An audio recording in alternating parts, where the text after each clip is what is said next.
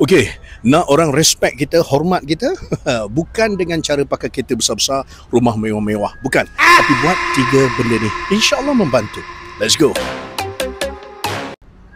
Yang pertama adalah pegang janji. Jangan mungkiri janji.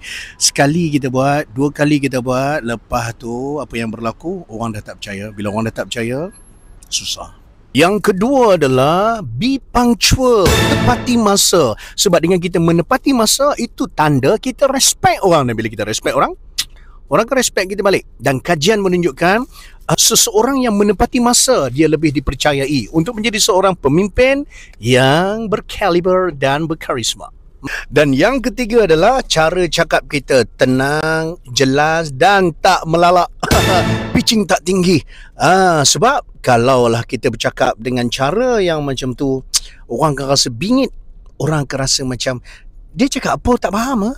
Ingat, respect datang daripada konsistensi. Jaga janji, jaga masa, jaga adab.